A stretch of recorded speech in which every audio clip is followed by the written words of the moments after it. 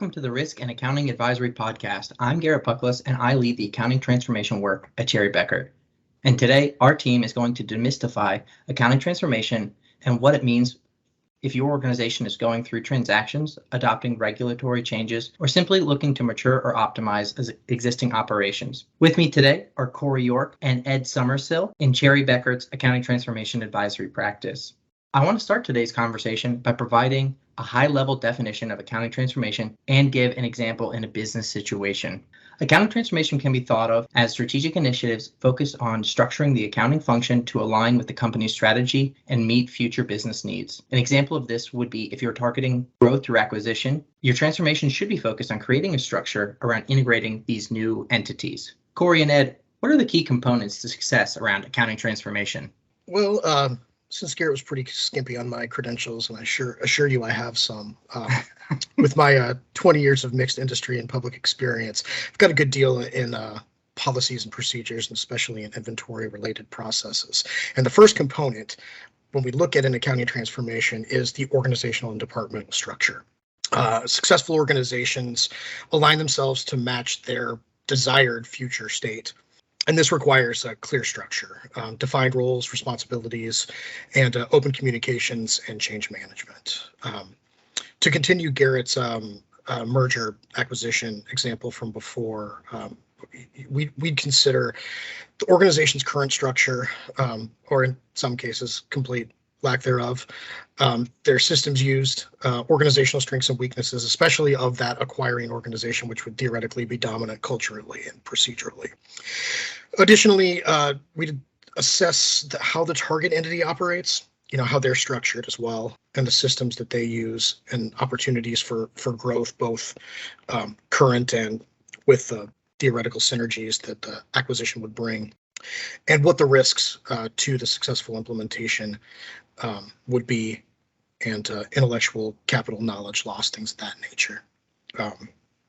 Accounting transformation is more than organizational realignment, though. What we often observe in some accounting functions, they need to assess and optimize their individual accounting cycles and processes and sub-processes. And our clients will often reach out to us with their limitations and realizations.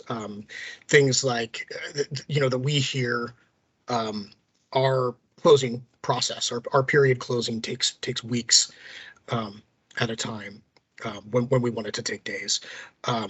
We can't get valuable or timely data out of our systems or our ERP, or our name your cycle here.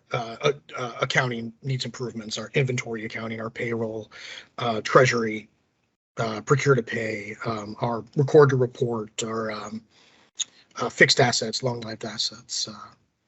All of that can be something that a group would come to us and ask for our help with. And Ed, I think you wanted to jump in here as well.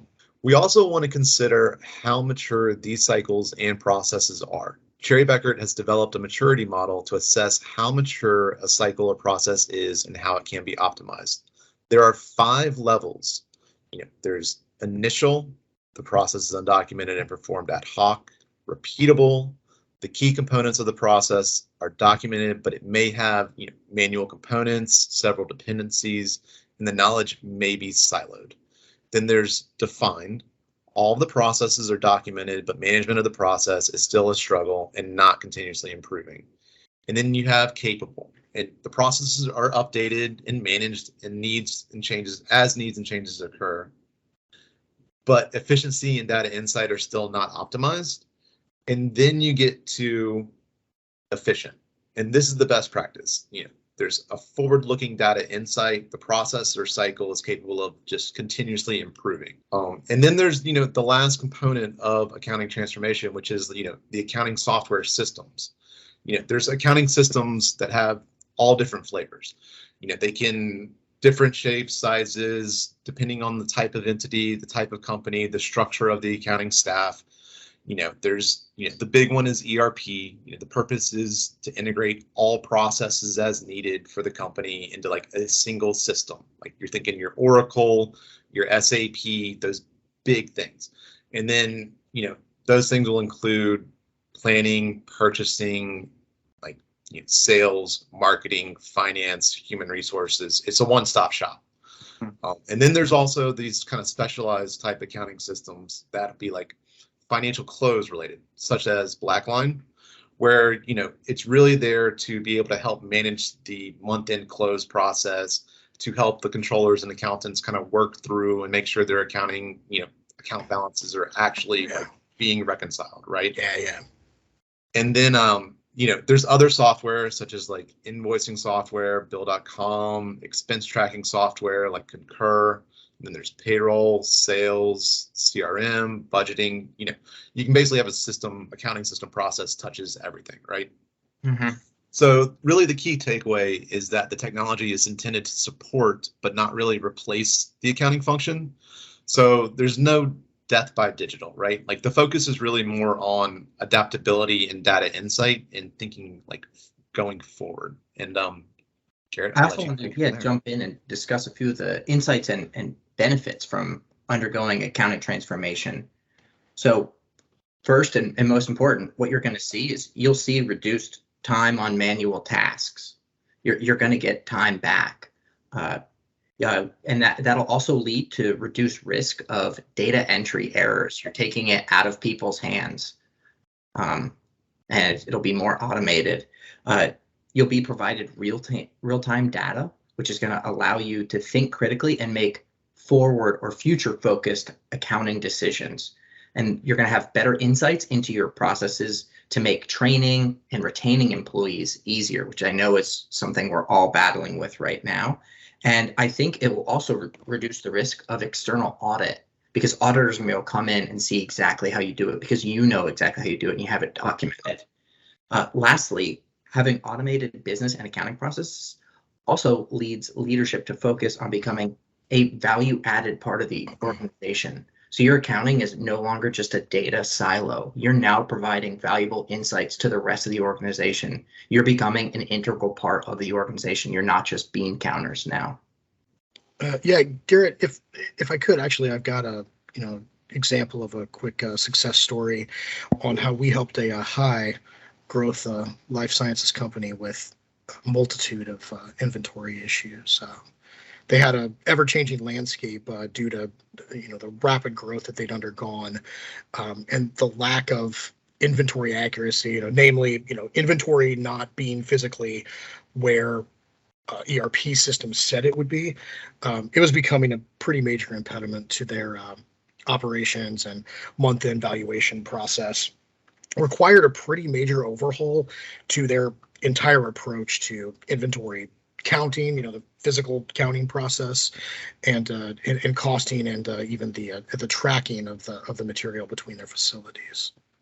And, Corey, earlier when I was talking about the process cycle on the maturity model, where do you think this client fit in on that model, and how are you able to work through that?